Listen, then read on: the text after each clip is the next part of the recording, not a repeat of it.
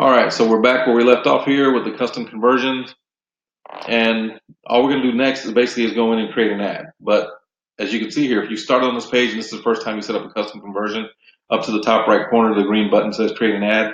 But let's say that you weren't here, you'd already had all this set up, and you were going to go from your actual business page.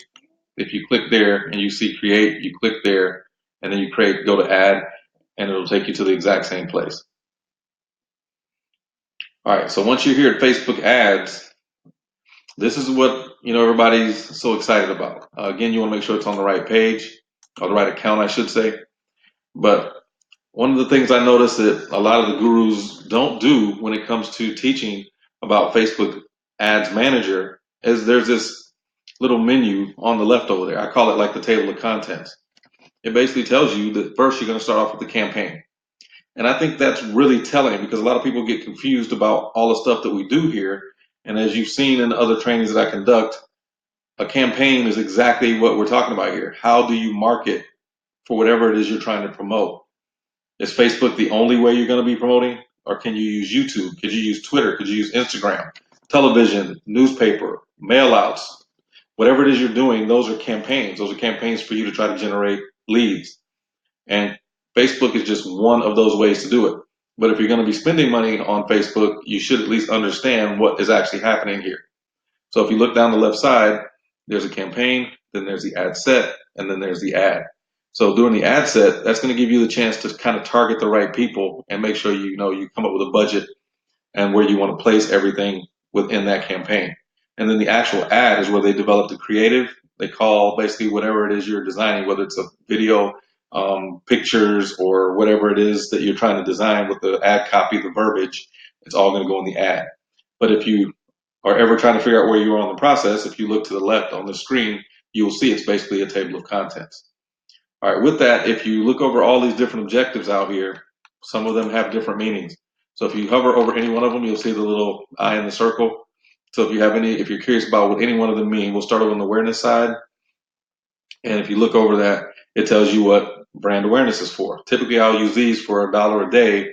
I'll brand myself in a neighborhood. So in addition to running this ad I'm going to share with you here, a lot of times I would create a branding awareness ad, myself talking about what I've done in the past, a little bit about me and how I like to help my community in real estate, and then maybe give an example of a client I've helped. And I record a video like that, and then this brand awareness. It has the largest reach.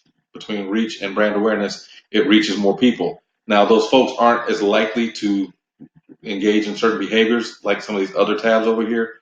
But if you're over on the awareness side, it's just building awareness, so it's going to reach more people, but they may not necessarily take an action. They just see whatever video you post. And again, video is the number one way to get a better reach. If you have video views and you want to look at something like this one after you've used the brand awareness campaign using a lot of video, then of course you want to go to video views. But this is where you would come into play and use what they call custom audiences, not custom conversions. And you would use the video views to do what we call retargeting. I'm not going to get into that today. What I'm going to focus on today is conversions. So we set up the pixel and we set up the custom conversion. When you set up the pixel and custom conversion, that optimizes this particular campaign. So again, we're going to name it based on what we had named in those other sources in royalty. There's an A/B split test. We're not going to do that. We're going to do our split test manually. As we talked about, that is a key. If you want to use Facebook, you have to kind of learn it first, but I think learning it manual will help you understand it when it does it automatically. And then from here, we click on continue. Again, you want to, if you want to rename the ad set, you can, but I don't necessarily usually name it after that point. I don't really worry about it. But when you get to the conversion portion, it says website. Of course, that's what we're using, the landing page or lead capture page. All those are still websites. And you want to find that pixel you just created. If you just created a pixel and you click on it, again, until there's activity, it's going to show that it's red, but once there's activity, it'll turn green. And it also may mean that your pixel code was not installed properly. Again, you may have to send that to your webmaster. But once you put that information in, if you look to your right, you see the audience size. 230,000 people or 230 million people And when you think about 230 million, that's pretty much all the people in the United States that are using Facebook or that are registered on Facebook. And if you were to spend a certain amount of money, you're going to reach X amount of people. But for us, we're just trying to set up the page so we're in the right place. We scroll down a little bit further, you'll see certain things like dynamic creative. Again, you can research that. You don't necessarily have to. The big thing we want to get to is the audience. So if we were using custom conversion and some of those other things or custom audiences, they would all show up here where it says custom audiences. You can find saved audiences and custom conversion audiences. I have a pretty healthy amount of things in mind because I use this all the time, and I've tested pretty much every type of ad that I share with people. From there, what we really want to do, if you're starting out, you want to determine what exactly it is you're looking for with this particular ad. So we know this is an open house ad and even a virtual open house. So we know we don't want to reach everybody in the entire city of San Antonio because most people may not want to be on that side of town. But we can assume if you look at those categories here, there's people that live in this location. Well, that's not a bad idea if we're going to post, looking for sellers. So if we have an ad we think that will reach sellers, that will be awesome. Or a post that we created to reach sellers. But in this case, it's going to be an open house. We want sellers and buyers. So that means people that live in the area and people who are just visiting the area. There may be a reason why they spend a lot of time in this area. So we're going to use everyone in this location. And then we're going to put in, instead of just the entire United States, we're going to narrow this down to one zip code. How about 78254? You wait on the drop down, you select it, and it tells us that there's 87,000 people in that zip code. So do we want to reach out to all 87,000? Because if a dollar reaches 400 people, 300 to 400 people, we're not going to want to reach every single person in that zip code. We only want to reach the ones who are interested in what we're offering, and we're offering an open house.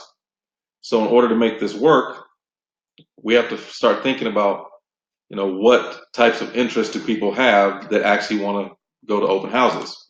People that may be interested in shopping for a home, right? So first off, we know 18 may be a little bit too young.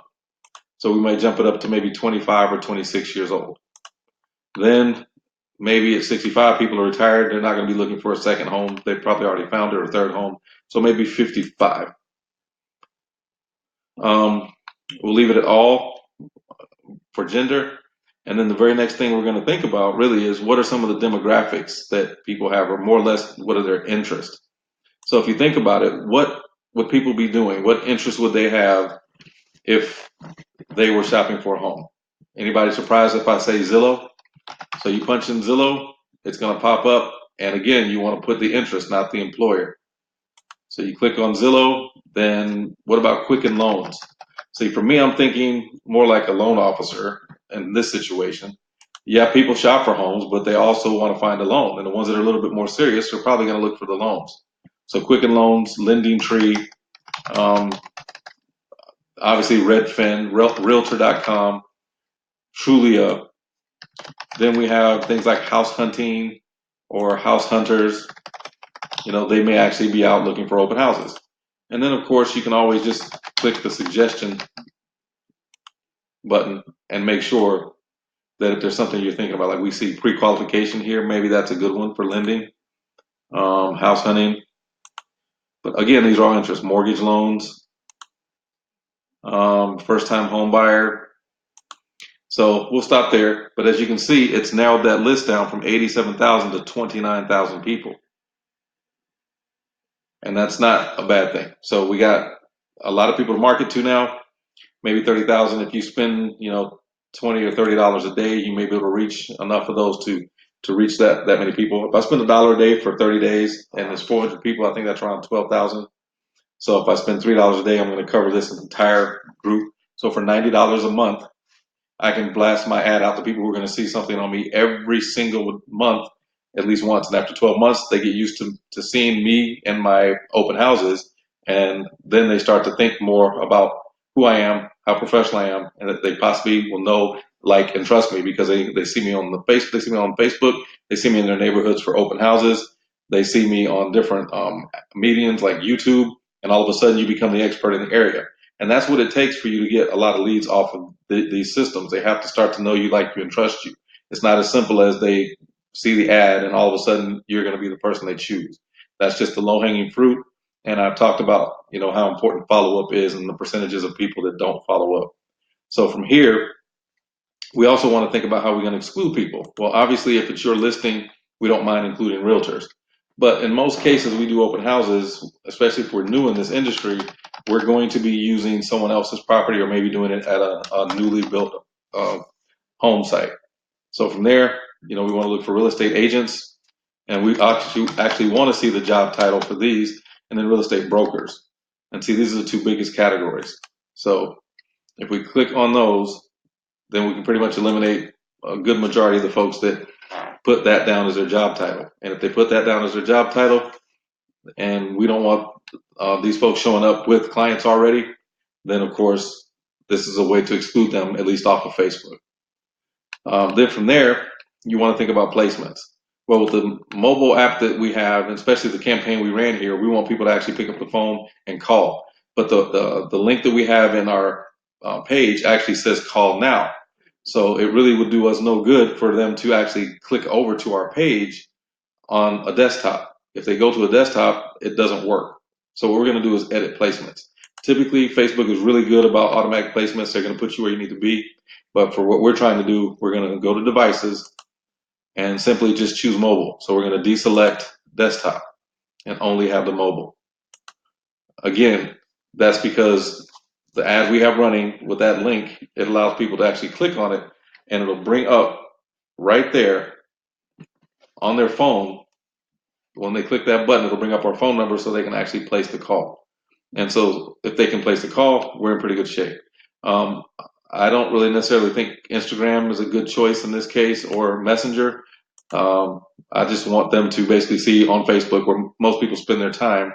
And so now we're reaching, a different group of people here, because it's actually probably more optimized for this group. Now, also, this is part of it because of how much money we're going to be spending. So we're going to adjust the budget as well. So we'll come down to where the budget is. And instead of spending $20 a day, how about $3 a day? And I would say anywhere from 3 to 10 when you're doing open houses, because we're only going to do this for 7 days. So you should start about 7 days prior to your open house. And if you want to be bold and start 14 days out, that's fine, because basically you're telling people it's a virtual open house too. So instead of just the day of the actual open house, you're going to be running it for 14 days, maybe 7 to 14 days. And then you can run a campaign on Facebook allowing people to actually register, because maybe they're not going to show up. So based on data here, it's saying out of 57,000 people, you may reach 108 to 312 per day, and you should be able to convert 6 to 17 people to actually filling out that lead capture page. If they do that, then obviously on a daily basis, if you get anywhere from 6 to 17 people filling that out, that's not bad. But the issue, this is just a prediction. It really isn't very accurate. Unless you do a lot of split testing, like I said, and get over 100 people to sign up for your program, then you'll know that you've optimized this list, and the next time you use it, you'll get even better results. And you can start using these saved audiences every time you do this. So what we'll do is we'll save this audience. That way we can use it in the future. And if you want to see where to save the audience, you just go back up to audiences and it says save. You save this audience here, basically name it, again, exactly the same naming convention, and it tells you all the different interests that you added, the age groups, and the things you excluded and where. So in this case, these are some of the things we're going to change once we see how well the ad is doing, because analytics is going to tell you which person actually signed up or registered, what their age, what location, what their gender, and what their likes were. So based on that, you'll know exactly what you want to narrow it down to the next time, and you'll actually get a better cost per click or cost per lead than what you're getting in this original try. So that's what we call retargeting. And the only way you're going to do really well is to continue to retarget and split test until you get this cost down. Some people have been as good as $1.12 per lead. So if you want to be in that category, you can't just run one campaign and call it a day and say it didn't work. Again, it's about the follow-up, not just with the clients, but also with your analyzation and analytics. All right, so we save this, and then we can continue to move on down. We have the 1 week set up for this campaign, $3 a day, $21 for every open house. If you do one a month, that's $21 that you run on the campaign as opposed to mailing out postcards. Now you can mail out postcards, but I doubt you're going to mail them out to 57,000 people or even 10,000. So you might pick a neighborhood and mail it out to 400 homes, but I doubt we're going to mail it out to 12,000. So we're covering the entire zip code in addition to the subdivision. Then you click continue, and that's when you start working on the ad. And we'll pick up there on the next video.